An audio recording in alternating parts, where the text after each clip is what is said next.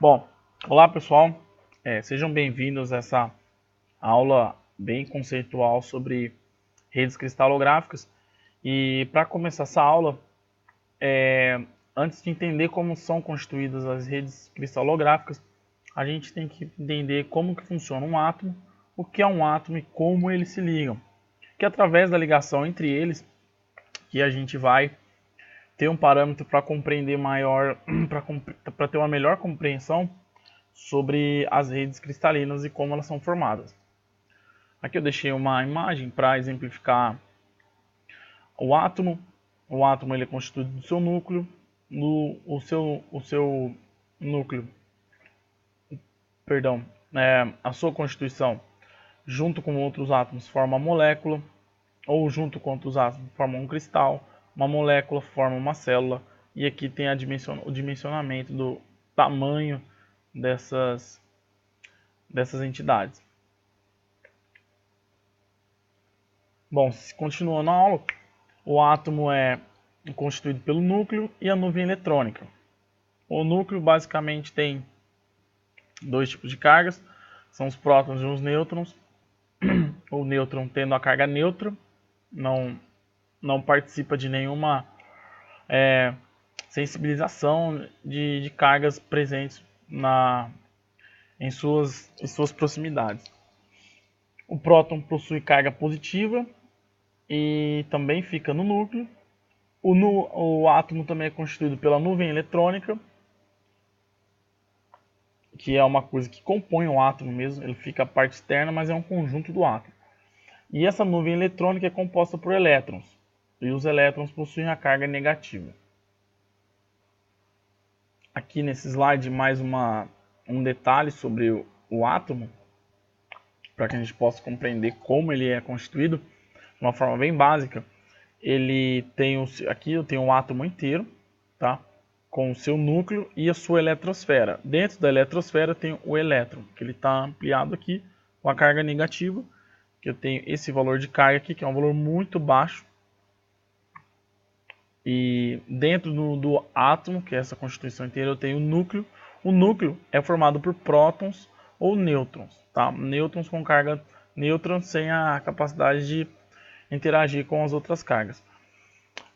Uma informação a mais é que os prótons e nêutrons são constituídos por quarks, mas isso a gente já não precisa se informar, porque já que é uma questão que não vai interferir no nosso destino aqui do conhecimento para ligações entre os átomos. O núcleo não interfere na nossa aula.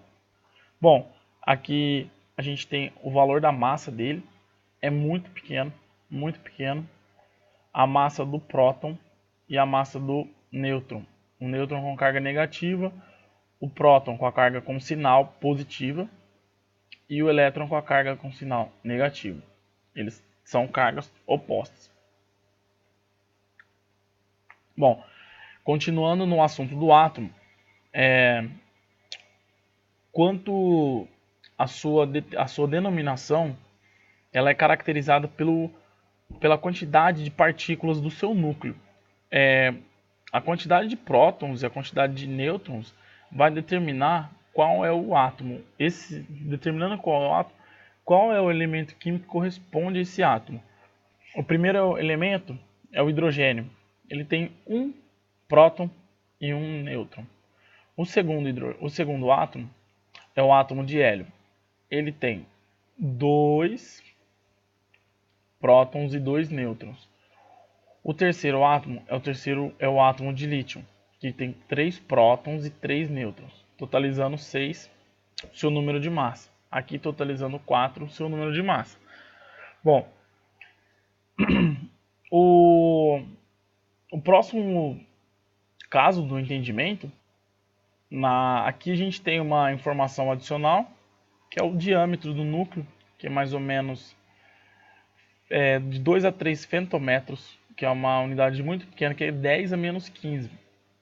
E o diâmetro do átomo, que é aproximadamente 1 angstrom. Esse é o diâmetro do núcleo, que é desse elemento químico do lítio, e do átomo como um todo. O átomo é a constituição do seu núcleo mais a eletrosfera. que tem mais ou menos 1 angstrom.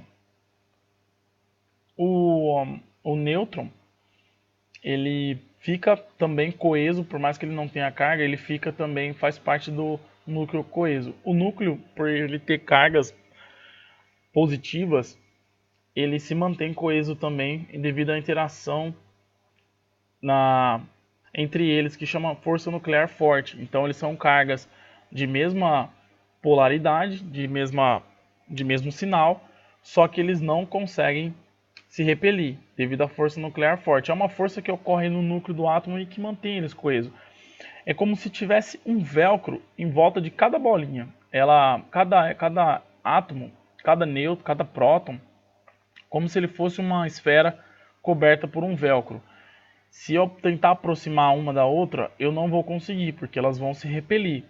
Mas se eu chegar com uma força muito forte e encostar eles, eles não vão conseguir se soltar, por causa desse velcro que envolve eles. Essa é uma analogia que na física nuclear que é utilizada para exemplificar essa força nuclear forte. Então, e o elétron, não se choca com o núcleo, porque eles são cargas opostas e cargas opostas se atraem. Ele não se choca com o núcleo porque o Bohr descobriu que tem um limiar de aproximação entre o elétron e o núcleo do átomo. Então é conhecido como raio de Bohr. É um valor que determina que ali não existem elétrons. Então por isso que não é uma forma assim bem básica de explicar, mas que é por isso que o núcleo não colapsa junto com a eletrosfera. Bom, já foi falado um pouco do núcleo. Agora vamos falar um pouco do elétron, que constitui a eletrosfera. Bom, ele é uma partícula que é classificada como lepton, ou seja, ele não é divisível. Não tem como mais, por mais que a ciência avance, eles vão sofisticando seus colisores de hadrons e tudo mais, essa partícula não consegue ser dividida. Então não consegue ser diagnosticada qual é a composição, qual é o seu comportamento e outras informações. Como já foi falado, ele tem uma carga que é oposta ao valor do núcleo, que é denominada negativa, e sempre a quantidade de elétrons que vai ter nessa eletrosfera, ela vai ter que ser igual ao número de prótons que tem no núcleo, para o átomo ficar balanceado. Mais adiante, essa informação que eu vou falar agora do spin, que é uma característica do elétron, que às vezes por questões didáticas é tomada como uma rotação em torno do seu eixo, é uma característica de rotação, que tem orientação, tudo, mas é uma característica assim que não tem um comportamento que a gente consegue associar. Então, ele de grosso modo é feito essa analogia, mas não é uma propriedade que não tem explicação, é uma coisa que não tem nada similar. Então, ela é caracterizada por esses fatores, e consegue saber através das equações é que eles têm valor mais 1,5 e menos 1,5. O mais 1,5 ele vai ter o seu momento de dipolo para cima, e o menos 1,5 vai ter o seu momento de dipolo para baixo, tá? O elétron ele é uma carga elétrica, e uma carga elétrica em movimento causa um deslocamento no campo. Ele fica orbitando no núcleo de um átomo e pode se desprender quando recebe energia externa, ou podem ser compartilhados entre átomos, de acordo com as propriedades e leis de atração e repulsão das cargas. Ou seja, ele está ali parado no núcleo do átomo, parado não, né? Está ali em extrema rotação em volta do átomo, só que se ele recebe energia, ele pode sair. Ou um átomo que não tenha um elétron, estava precisando de um elétron, esse átomo pode pegar esse elétron também. E de acordo com o balanço das cargas que esse átomo possa ter.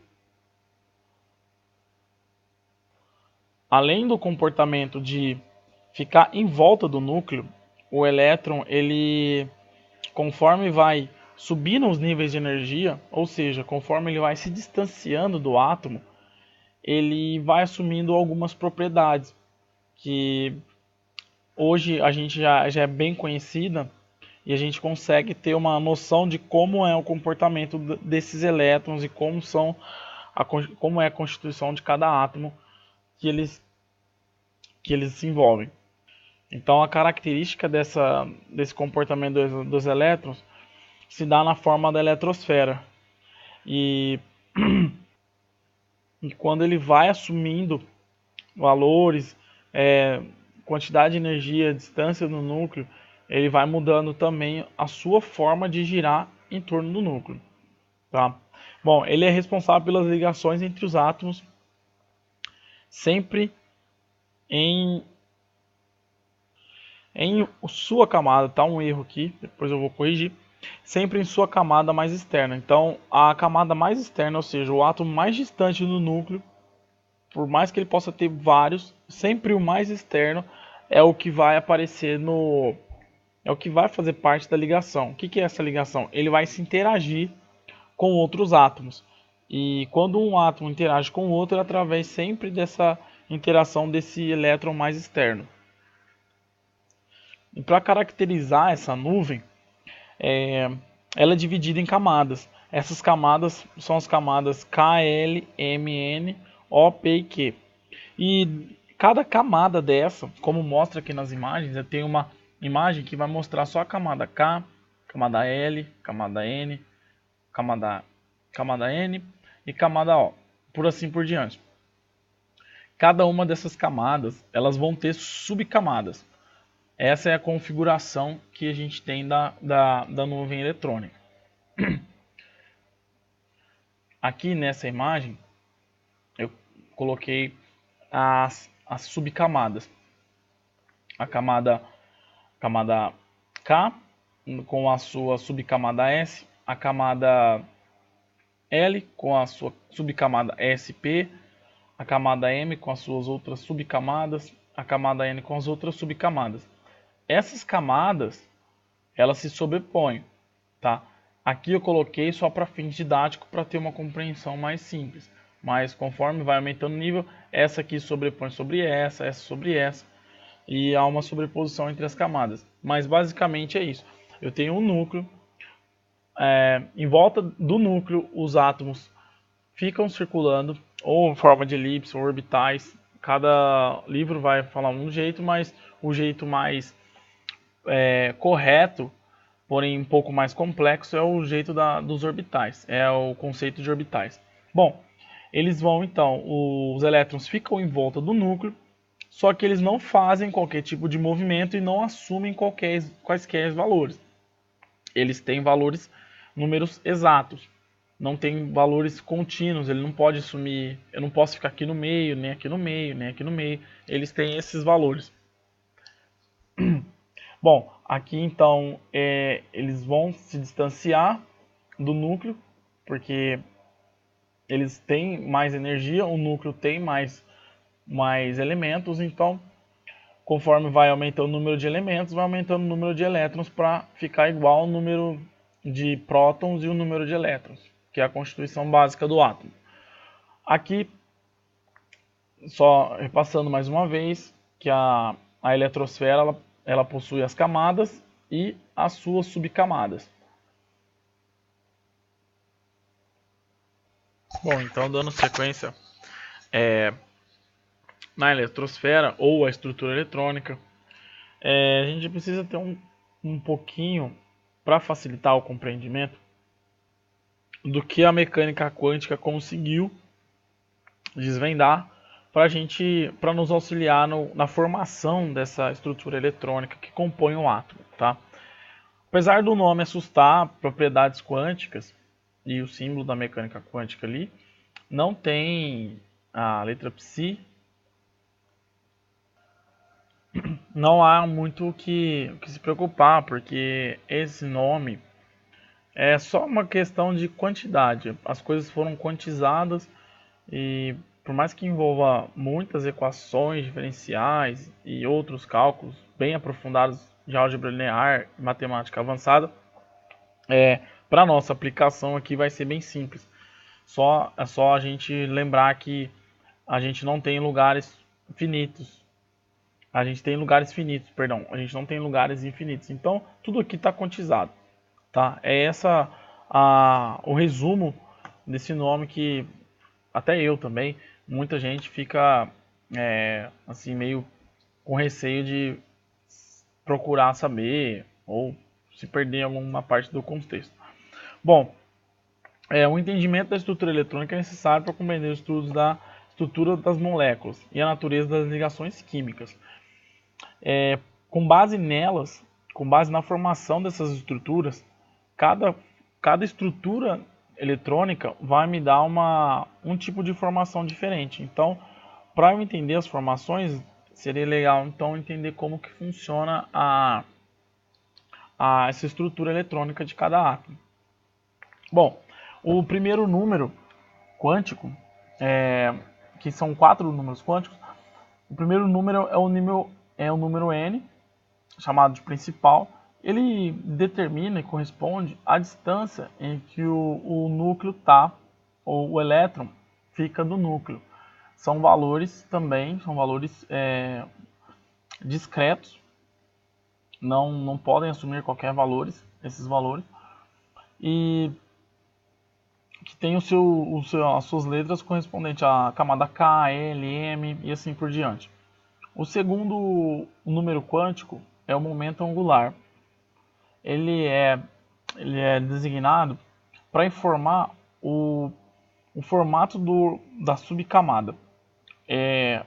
Como que é isso? Eu vou ter as camadas, tá? Tem as camadas, tem uma camada, a segunda camada, a terceira. Só que conforme eu vou me distanciando do átomo, ela não vai ficando igual à primeira camada, nem a primeira igual à segunda, nem a segunda igual à terceira. Então, esse momento angular, ele vai determinar o formato da subcamada, tá? Temos o magnético, que descreve a orientação do orbital no espaço. Essa camada, o que é isso? Eu vou ter a camada 1 e a camada 2. A camada 2, ela é um pouquinho diferente da camada 1. Na verdade, deixa eu usar outro exemplo. Eu tenho a camada 1, a camada 2 que é semelhante, que mais para frente eu vou explicar, e ela vai ter uma orientação. Se eu colocar um plano cartesiano de 3 coordenadas, esse momento magnético, esse número magnético, ele vai descrever que orientação que está esse elétron, esse orbital que o elétron reside, aonde ele está, que eixo que ele está, se ele está no eixo x, y ou z. E o spin, o quarto número quântico é o spin, que determina se o spin do elétron está para cima ou para baixo, que também para a gente vai ser útil na configuração eletrônica. Tá? Bom, então aqui nesse slide, eu consegui aqui empregar a aplicação dos números quânticos. Tá? Vou dar um exemplo aqui. Bom, aqui eu tenho o número quântico n igual a 1. Tá? A órbita corresponde quando o número quântico é igual a 1, que é o mais próximo do núcleo, ele vai ter o segundo número, como formato S. O formato S de orbital vai corresponder a uma esfera exata, tá? Porque nas equações, se você pegar aquelas equações de Schrödinger, todas aquelas equações, ele vai me dar um valor que eu vou conseguir construir uma função, tá? Isso aqui na verdade é uma função que caracteriza o comportamento do elétron, mas mais adiante eu vou explicar com mais clareza isso, mas é só para ter uma noção da aplicação desses números em função da estrutura eletrônica, tá?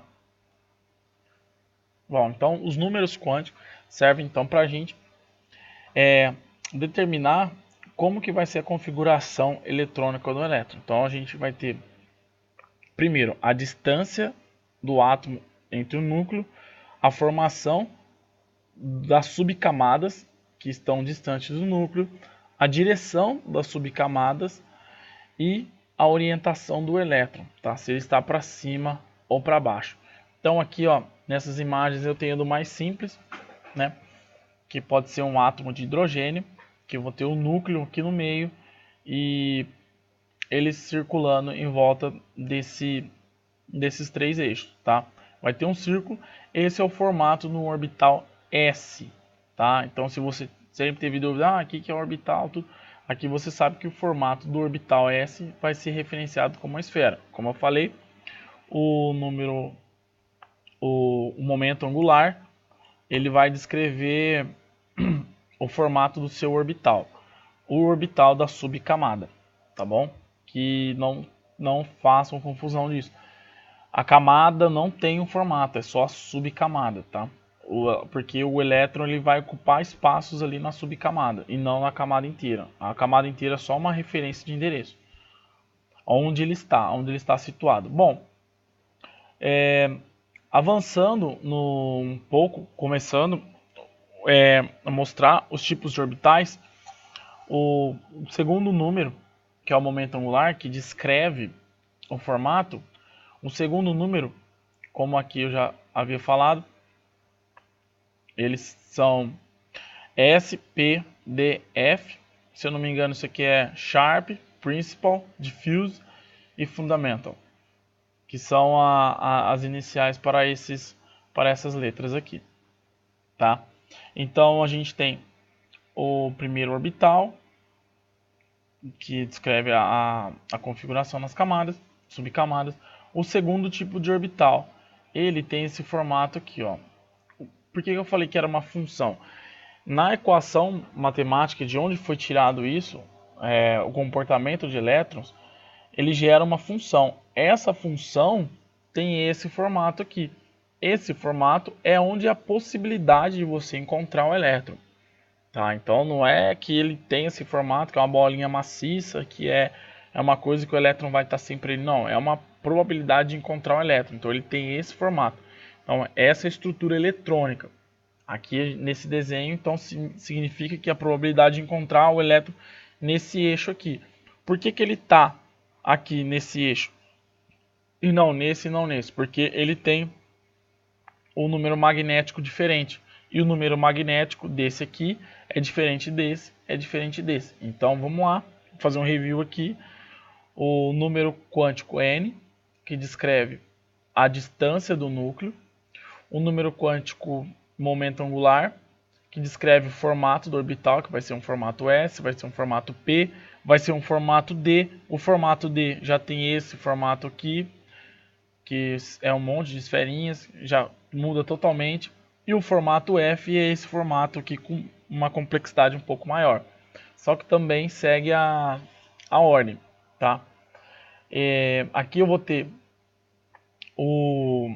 uma exemplificação mais detalhada. Se eu tenho o número quântico n igual a 1, ele vai estar na camada K, a subcamada é a 1s e o seu orbital é o 1s, que é um formato de uma bolinha. Já na camada 2, eu vou ter duas subcamadas. Se eu vim aqui, ó, na camada 2 eu tenho duas subcamadas. Aqui também é bom saber que no desenho anterior eu não tinha colocado para fins didáticos, as camadas sobrepõem, ou seja, a camada 4 ela já se sobrepõe por cima da 3. Esse nível de energia aqui é maior, esse nível de energia aqui é maior que esse. Entendeu? A camada ela teve uma sobreposição e assim por diante. Mais para frente eu vou mostrar mais sobreposições das camadas. Então vamos lá. Um átomo com a camada 1, eu vou ter o momento angular dele 0, que ele sempre vai de n menos 1 a notação, tá? Então se eu tenho 2, o seu momento angular vai ser 1, que vai ser o máximo. Se eu tenho 3, o seu momento angular vai ser 2, tá? Por isso que ele coloca aqui, ó, ele vai de 0 até n menos 1, tá?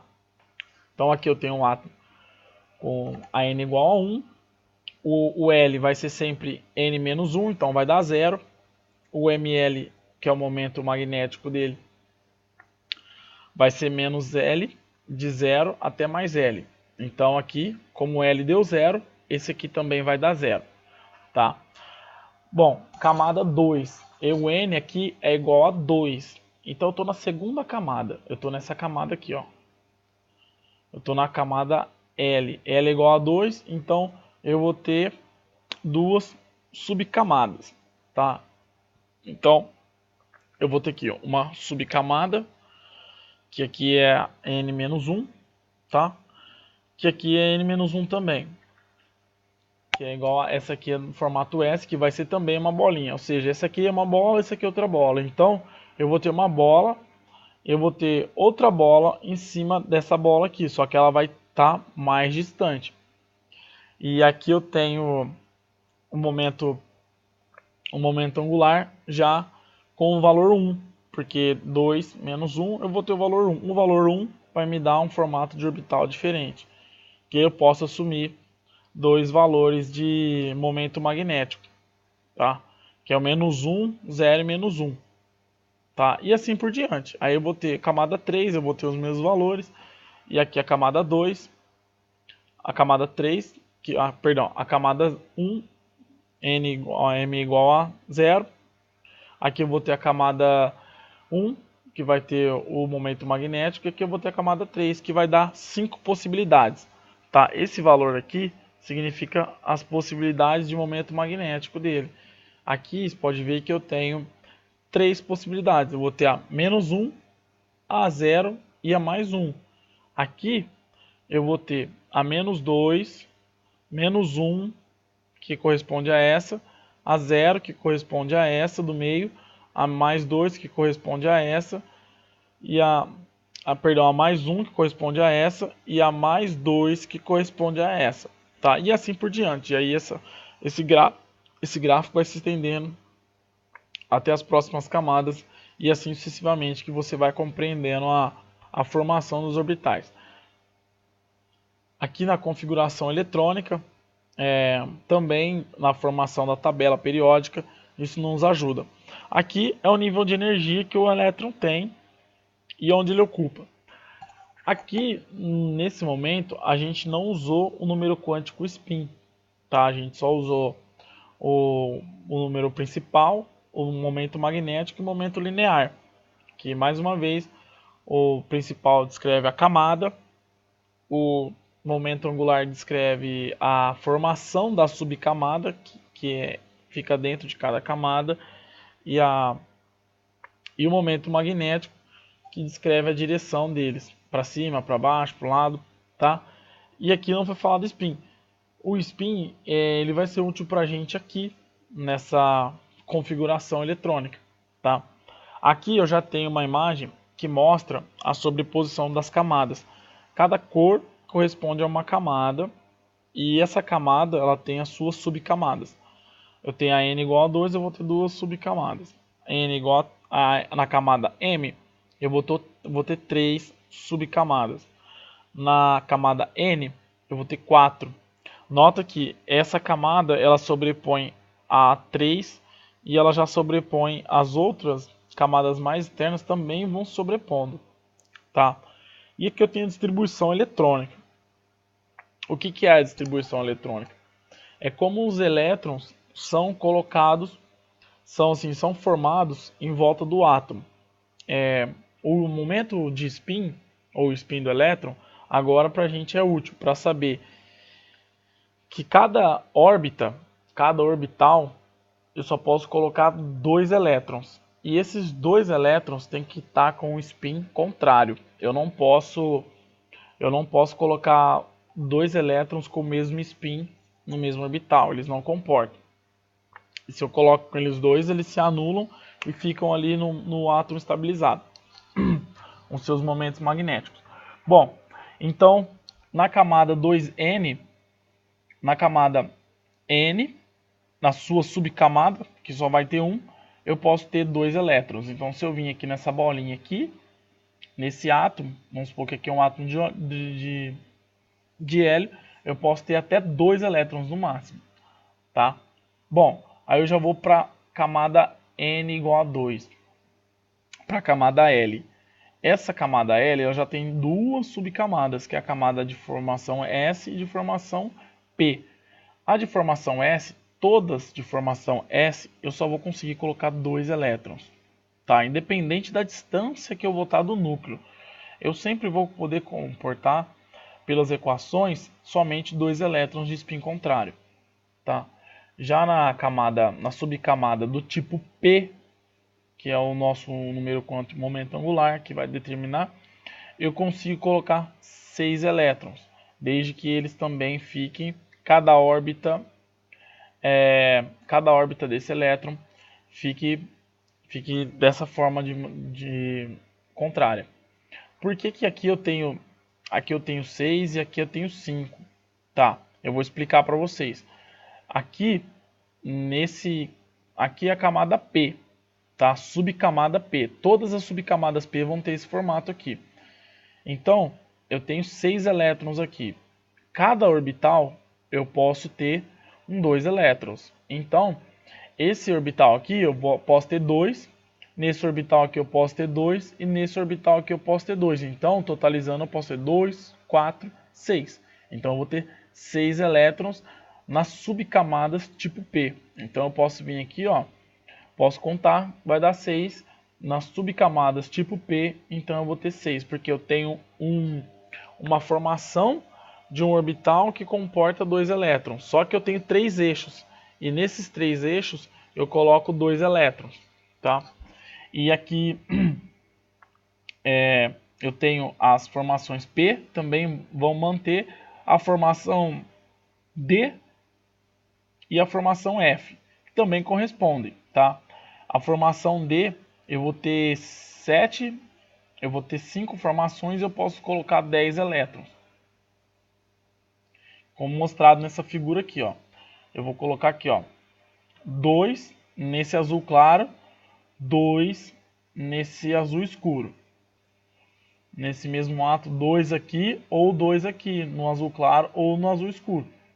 Porque essa formação aqui vai me dar a posição ou a frequência com o elétron convive. Então eu posso ter 2, 4, 6, 8, 10. Então todas as camadas tipo D eu vou poder colocar 10 elétrons e na camada F 14 elétrons. Eu vou poder colocar na camada F 14 elétrons, tá? Com base nessa distribuição que eu consigo colocar 2 elétrons, preencher, 2 elétrons, preencher, eu consigo determinar todos os átomos. Nessa ordem que eu consigo diagnosticar como os átomos são formados, como a estrutura eletrônica é. Ela parte desse princípio sempre.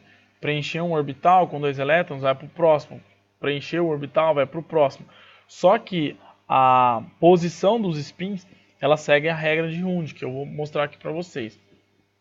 Tem uma animação aqui dessa tabela interativa que ela vai começar do hidrogênio e vai dos próximos elementos, tá? Então aqui a gente pode ver que vai ser o preenchimento dos spins, tá? Então a gente pode ver que vai preencher primeiro todos com uma seta.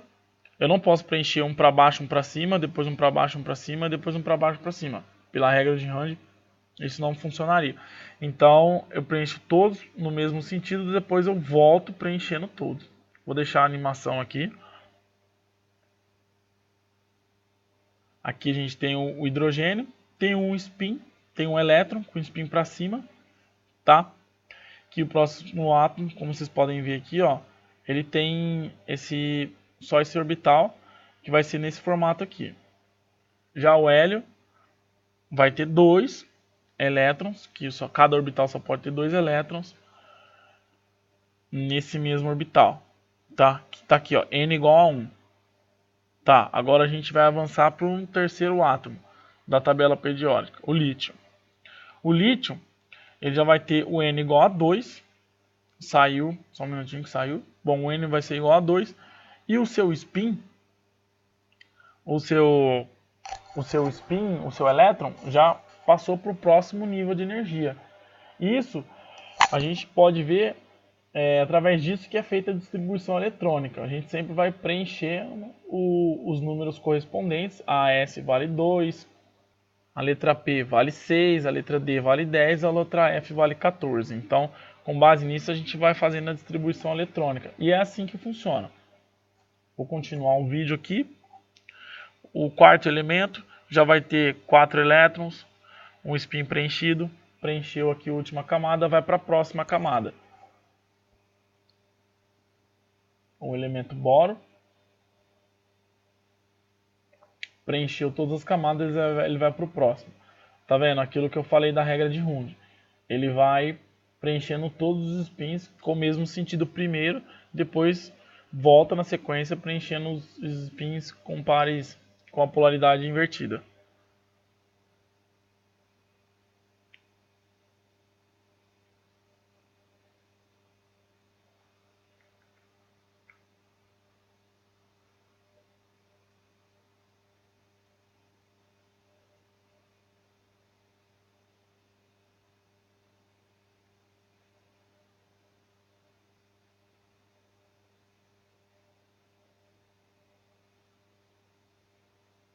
E assim por diante. Assim os átomos vão formando, vão preenchendo os elétrons. Aqui você viu que acabou de preencher, ele já foi para preencher o restante de elétrons e vai continuando a crescer o número de elétrons, como cresce o número de prótons, e assim vai se preenchendo.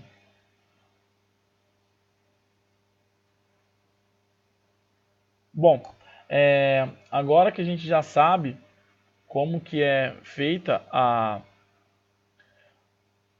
parte da distribuição eletrônica, agora a gente tem que compreender um pouco sobre as interações entre os átomos, que eu vou deixar para um próximo vídeo.